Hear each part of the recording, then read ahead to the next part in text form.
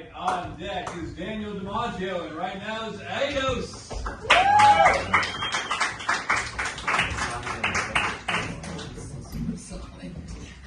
Hi everybody. Thank you for staying till the end. I gotta say, it's not cool to go away until the end, you know. It's like, it reminds me of the first time I gave a cunnilingus to a woman. Because she came and then she just dressed and left. And it's kind of the same thing. You have to listen to this childhood trauma wrapped into 5 minutes of an unfunny bit. and then when it's your turn to do that, they just leave, you know. I have a very awesome material about the chicken, and they don't want to listen to it, so.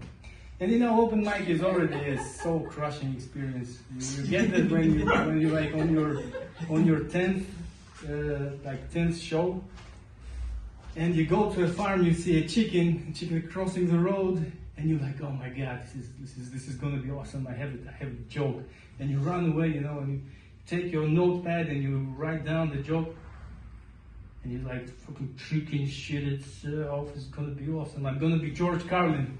And when you drive to the Tao comedy thing, you know, you like repeating the joke in your head, and you're laughing at it, you think, oh my God, they're gonna crush it. And then the joke is funny up until the end. You actually say it in this microphone. As soon as you do the joke, you instantly realize that the joke is very bad. And like nobody is laughing. And also, you see that people want to support you and they try to laugh, but they don't even understand that this is the time to laugh. You know? So it's very bad and very confusing, kind of like American politics, you know.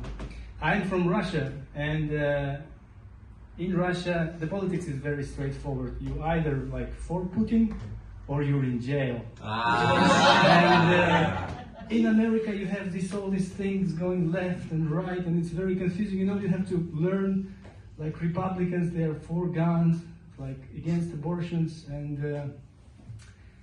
the Democrats are gay. and you try to understand the thing, but like you watch the news. I saw, you know, recently like 2 Mexican people killed a white man. And for some reason, Republicans, they do support the Mexican people.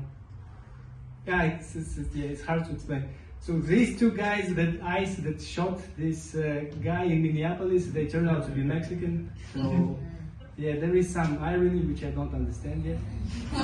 So it is confusing, just like in Epstein Files, you know. I watched like 8 years ago Alex Jones. He was on point about the Epstein Files. They was like, yeah, the pedophiles, they're running in the island, like raping children and stuff, and like eating babies. And now the Epstein File came out, and it all turned out to be true.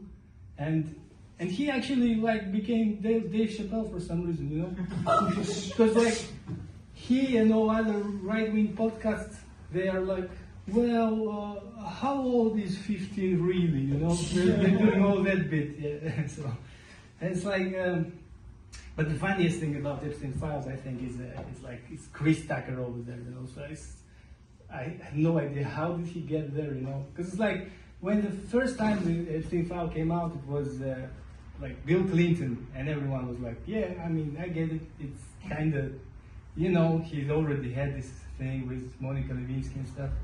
And then it was Bill Gates, and everybody was like, yeah, I kind of see it. He's like a nerd and stuff, and like probably not good with the woman.